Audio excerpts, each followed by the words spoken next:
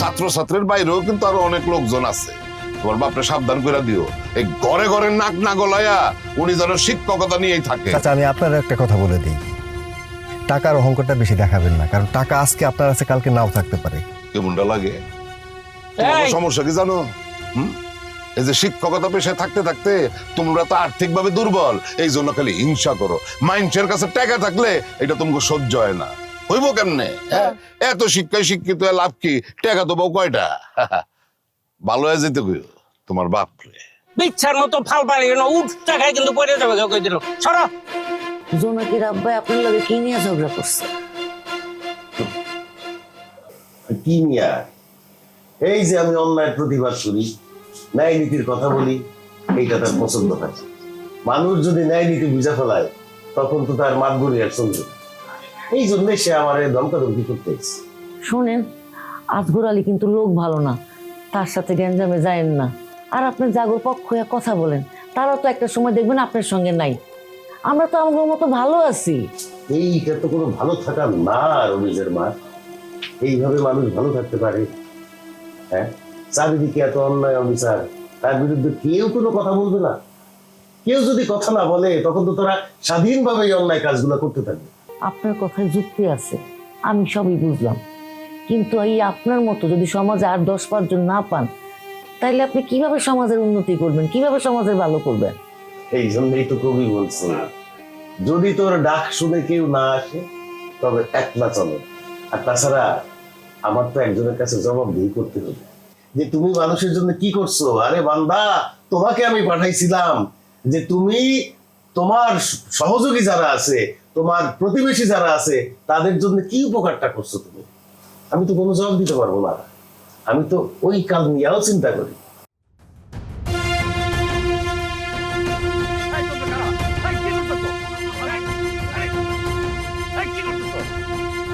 আমার এইখানে নিয়ে আসছো কেন? আমার হাসে বানছো কেন আমাকে? একটু পরেই টের পাবে। এই ছাড়ো। টের পাও ভাই। ও, তুমি তাইলে নাটের গুরু, তুমি আমারে বাইন্দা আনছো। অত্র অঞ্চলে আমি ছাড়া তোমারে তুইলা আনার ক্ষমতাটা কে রাখে? চাও কি আমার কাছে? জবান। জবান, নীতিকতা। ওই যে তোমার আমি এতদিন ধরে বারবার বলছি যে জবানটা সামলায় চললো, বেশি কথা কইও না। কথা তো তুমি এবার রাখুন নাই, সেই জন্য আজকে আমি তোমার জবানটাই কাটতে দেবো। বাইর কর। না, বাইর কর জিব্বা, বাইর কর। আরে বাইর কর জিব্বা। আরে জিব্বাটা নামতে বাইর কর, এটা আজকে কাটতেই ফেলাবো। বাবাজি, একদম সময় মতন আসছো। এই দুই শয়তান তোমার আব্বারে ধরে নিয়ে আসছিল, আমি ছড়াইতে আসছি। একদম চুপ। আপনি যে কত বড় খারাপ মানুষ, এই এলাকার সবাই সেটা ভালো করেছে। ঠিকই বলতো। ধরেন। এই ধরো, নিয়ে চলো। আরে আমি কিসের জন্য? আরে আপনি তো আসল ক্রিমিনাল, আসেন। আমি? ধরো, চলো। আরে না না না না না না না না, এই কাম করা যাবো না। কোন কাম? আরে তুই আমার যে বুদ্ধিটা দিলি, এতক্ষণ আমি ঠান্ডা মাথায় চিন্তা করে দেখলাম যে আমি যদি এই কামটা করি তাহলে তো আমার জেলে যাওয়া লাগবে না।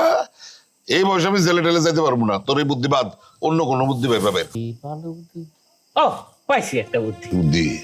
এলাকায় যত অনুষ্ঠান হয়, এই অনুষ্ঠানের প্রধান অতিথি আপনি হইবেন। আর সামাজিক ভাবে এলাকায় যত কর্মকাণ্ড হয় সবগুলির মধ্যে আপনি যোগদান করবেন, যাতে মানুষ বুঝে আহারে মানুষটা কত কাজ করতেছে, অনেক ভালো হয়ে গেছে মানুষ। এই, এটা আবার কি কথা? আমি ভালো হয়ে গেছি মানে? তাহলে কি আমি ভালো মানুষ না? কিঞ্চিত। আমি বলি না, এলাকার মানুষ বলে। ওই যে আপনি সুদের হাতটা একটু বাড়ায় নেন, তো এই জন্য কতিপয় মানুষ আপনাকে খারাপ জানে এবং খারাপ বলে। ঠিক আছে, তাহলে কি এই নির্বাচন পর্যন্ত সুদের হারটা কমাই দিব নাকি? অনেক কমাই দেন। ওকে, তাহলে নির্বাচনের আগ পর্যন্ত সুদের হার একদম নামাই দিলাম, তারপর চেয়ারম্যানটা খালি হইতে দে, সুদ আসলে তুই লালাম।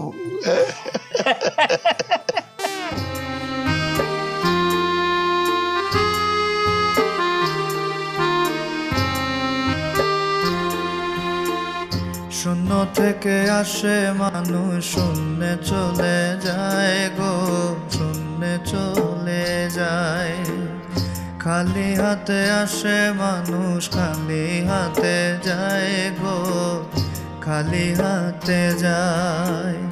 কেউ বা আবার হয় ভাবিলেন, কেউ বা আবার হয় ভাবিলেন, কেউ আবার হয় হিরো। অবশেষে জিরো মানুষ, অবশেষে জিরো।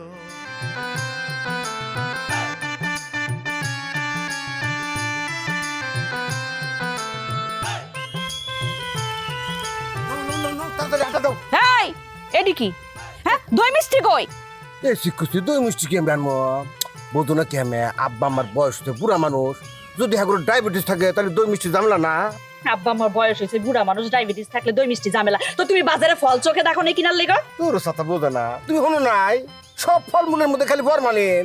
হনো কচু নিয়ে আসছি, দরকার হয় সামনে থেকে ছোট ছোট চিংড়ি মাছ কিনবো, কাঁটা আন দিব, খুব সুন্দর লাগবো। আল্লাহ দুনিয়াতে কে শুনছে জামাই তার শ্বশুর বাড়ি যাইব কচু আর চিংড়ি মাছ নিয়ে ঘাটা খাওয়ানোর লেগা? আরে বুঝো না কি আমি উদাহরণ মুখ দিয়ে মানুষ সবাই দেয়, কিন্তু উদাহরণ সৃষ্টি করা এটা কিন্তু সবার কর্ম না। এই এই এই তোমার উদাহরণ, হ্যাঁ কচু লইয়া যাইবা শ্বশুর বাড়ি। আমি তোমার নিজস্ব স্বামী, তুমি কিন্তু ভবিষ্যতে মানুষের কাছে গর্ব করে কইতে পারবে যে সবার প্রথম কচু নিয়ে শ্বশুর বাড়ি ঢুকছে আমার স্বামী।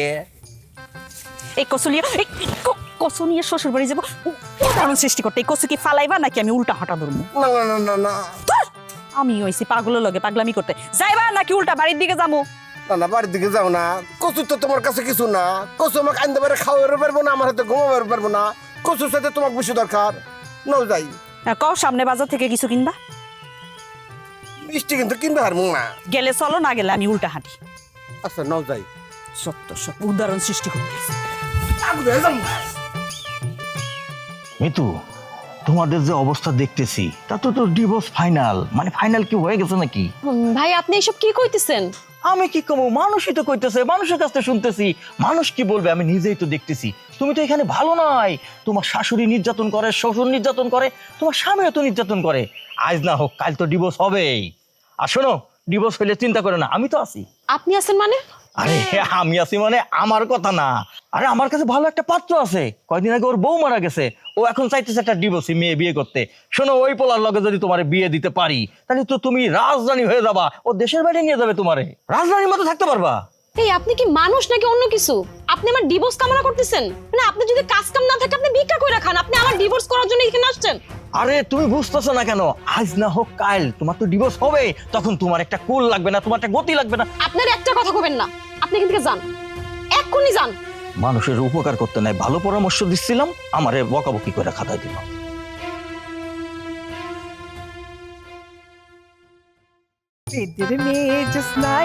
কথা কেন রাগ করতে চাও? বাজারতে কোনো কিছু না কিনা পর্যন্ত আমার মাথা ঠান্ডা হইব না। সুনা কি? আরে চাচি, আসসালামু আলাইকুম। কেমন আছো তুমি? আমরা ভালো আছি আলহামদুলিল্লাহ। আপনি ভালো আছেন? আমি ভালো আছি, কিন্তু সারিকা আমার পাতা নিচা সুরে তো কইতেছে তুই কোন দিক থেকে ভালো না, আমার তো মনে হচ্ছে তুই ভালো নাই। এ শিক্ষুছি চাষি, আর কি দেহে মনে হইতেছে ও ভালো নাই? শোনা গোল্ড গোল্ড গোল্ড পুরাই তো খালি, কিছুই তো নাই। এই যে গলায় কানে হাতে পুরাই খালি, কেমনে বলবি ভালো আছে? 2 দিন পরে আমার মাইয়া গোলাপে আসবো, গোলাপে এসে চলে কারাইবো না, বিশ্বাস করো সিয়ারা তো দূরের কথা, পুরা শরীরে শোনা কেমন জিকিমিকি জিকিমিকি জিকিমিকি করবো। শোনেন চাচি, আপনার অনেক টাকা পয়সা থাকতে পারে, গয়নাগাটি থাকতে পারে, আপনার কাছে এটা ভালো মনে হইতে পারে। এক একজনের ভালো থাকে এক এক রকম। আমার এই সাধারণ জীবনযাপনই ভালো লাগে। হইছে সব দিয়ার মাছ ডাকিস না, আমগর পুরান চোখ, একজন লোক দেখলি সব বুঝা যায়। তা যাই বাবাজি, কি করো? হয়েছে কি কাকি, হ্যাঁ আপনি তো ভালো করে জানেন আমি বেস্ট উপর গ্রেডের একটা ভালো চাকরি করতাম, বুঝছেন? ভালো অফিস, দুনিয়ার আগের দুনিয়া নাই, কত আছে না, ভালোর কাল নাই, একটা কোনার পিছ নাই। আগে যারা ঘুষ খাইতো না তাকে মানুষ সম্মান করতো, এখন উল্টো হয়ে গেছে গা। আমার অফিসে আপনি তো জানেন ভালো র্যাঙ্কে চাকরি করতাম, কিন্তু ওখানে মুশকিল হলো ঘুষ খাওয়া নাইব। ঘুষ না খালে পিস্তলটা গুলি করবেন নাকি আসে, পরে রাগ করে কি রাগ করে ওই চাকরিটা ছেড়ে দিয়া ওর গহনা কাঠি মেলে আসছিল, বেঁচে দিয়ে একটা গোট ফার্ম করছি। Goat farm? ছাগলের ব্যবসা করো? না না, গোট ফার্ম। অবশ্যই আর হিকায়ও না, আমি ইংলিশ বুঝি, ইয়েস নো ভেরি গুড। যাহাই ছাগল তাহাই গুড। শোনা কি, ছাগলের ব্যবসায় বউ হিসাবে কিন্তু তুই ভালোই আছিস বুঝছিস না কি সুন্দর সবুজ আর লাল পুরা পুরা কাপড় পরছিস ভালো আছিস হ্যাঁ 2 দিন পর গোলাপি আসবো দেখবার যাইস সকামুকু গোল্ডেন যাই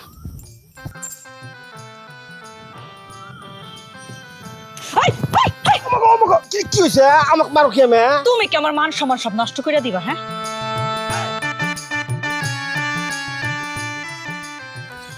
শরবত খান, আমার বড় মেয়ে আর বড় মেয়ের জামাই এখনই চলে আসবে। আসলে পরে আমার ছোট মেয়েরে নিয়ে আসবে। আর আপনাদের তাড়াহুড়া নাই তো? না না ভাইজান, আস্তে ধীরে দেখান, তাড়াহুড়া নাই। মেয়ে যদি পছন্দ হয় আজকে দিন তারিখ ঠিক করে যাবো। আমার ভাতিজা বড় চাকরি করে তো, ছুটি আর দি পায় না। নেন শরবত নেন। আসসালামু আলাইকুম। ওয়ালাইকুম আসসালাম। আইসা পড়ছো বাবা। আমার বড় মেয়ের জামাই, আমার বড় মেয়ে, ওনারা আসছেন নুপুরকে দেখতে। তা জামাই কি করেন? আমি আসলে আমার শ্বশুর আব্বার একজন আদর্শ মেয়ের জামাই। একটা ভালো চাকরি করি, ভালো অফিসে, বেশ বড় র্যাঙ্ক, বেতন ভালো পাই। কিন্তু দুঃখের বিষয় হলো ঘুষের কারণে কতটা শ্বাস করবে দাও। আসলে সে একটা ভালো ব্যবসা করে। আপনারা নেন না, চা নাস্তা নেন। আমি ভিতরে গিয়ে আমার বোনকে রেডি করে নিয়ে আসি দেখানোর জন্য। চলো। আচ্ছা আচ্ছা, যাও যাও যাও জামাই যাও, নুপুরে নিয়ে আসো তোমরা।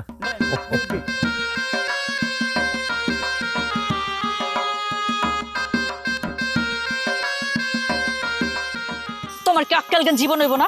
কোন জায়গায় কি কথা কইতো এটা কি তুমি এখনো বুঝো না? হ্যাঁ, ও পাগল হয়ে যাবো রে।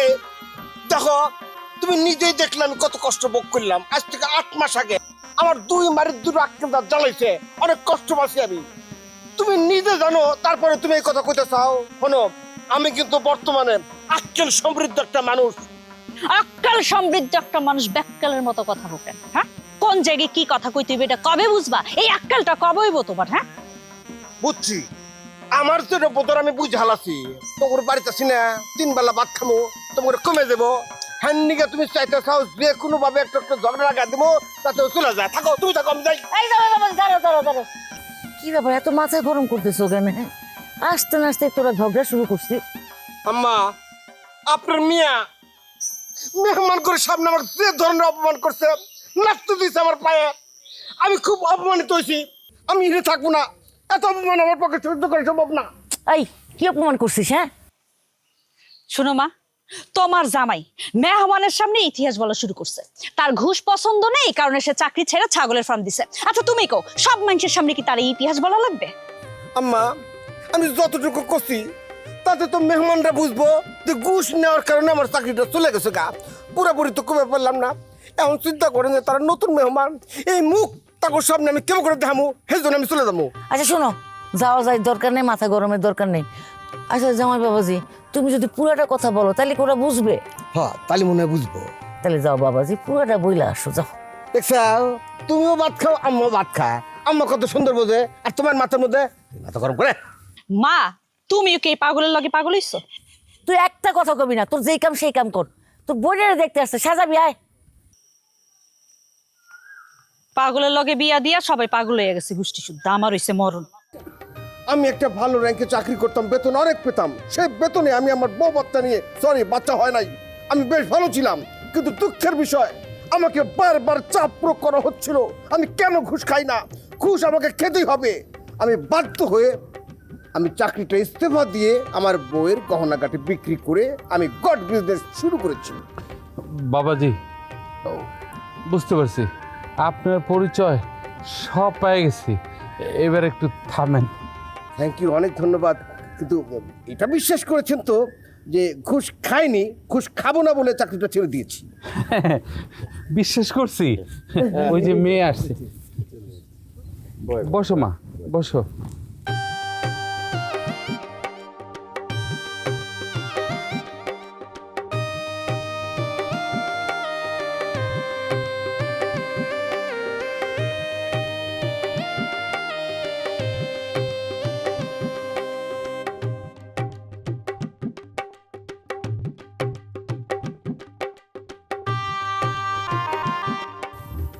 মামনি কেমন আছো?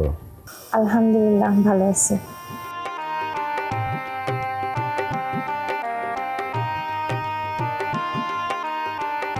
আব্বা ভালো আছেন তো?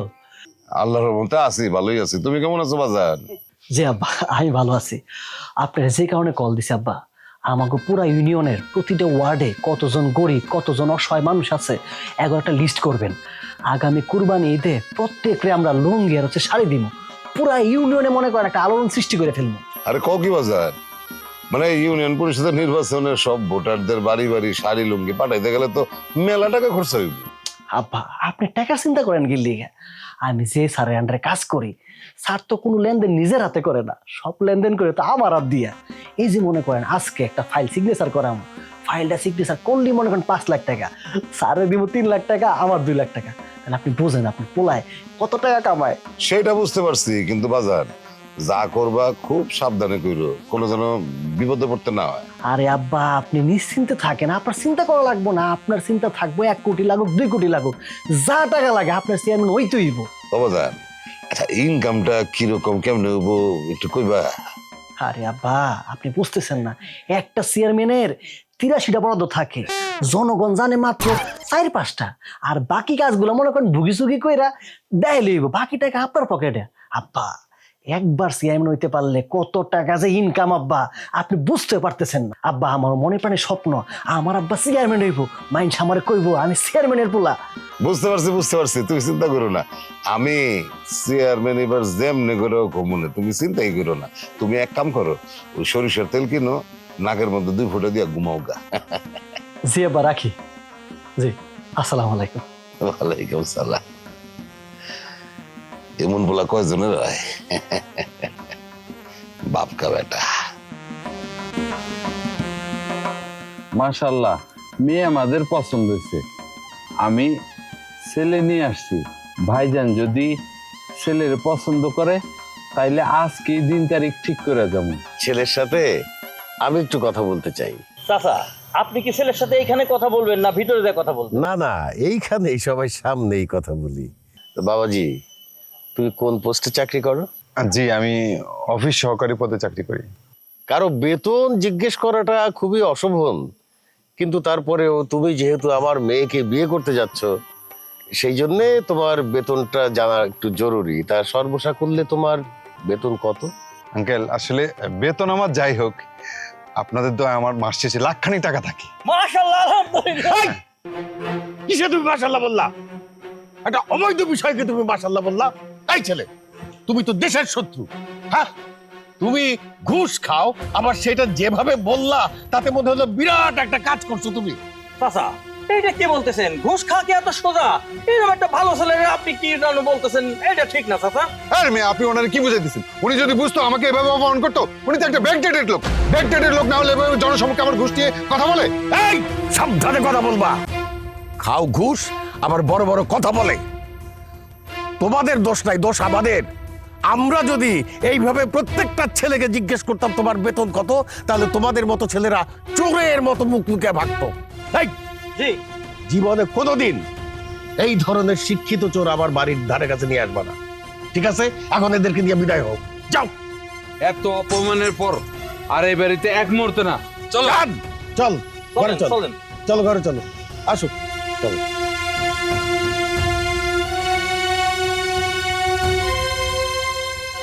বর্তমানে ঘুষ খাওয়ার একটা রেওয়াজ হয়ে দাঁড়াইছে, আপনি পারবেন এটা আটকাইতে? কি ধরনের কথা বললা এটা তুমি? তাই বলে একটা ঘুষখোরের সাথে আমার মেয়ের বিয়ে দিব আমি? আব্বা পুরো সমাজ যেখানে ঘুষ খাওয়াটা স্বাভাবিকভাবে মাইনা নিচ্ছে, আপনার মাইনা নিতে অসুবিধাটা কি? আরে বাবা টাকাটাই তো আসল, টাকা কই থেকে আসছে না আসছে এটা কি দেখার বিষয়? অবশ্যই দেখার বিষয়, আমার তো দেখার বিষয়। চান্দাবাজি করো, সচেতন সমাজ, হ্যাঁ? এইসব গাল ভরা ভুলির আড়ালে তোমরা সন্ত্রাস করতেছো, চান্দাবাজি করতেছো। আসলে আমি ছাড়া প্রধান অতিথি আর হওয়ার আছে কি? হ্যাঁ করো, সুন্দর করে করবো। আমার নাম যেহেতু জড়াই আছে, তাহলে কিন্তু অনুষ্ঠান খুব একের হয়।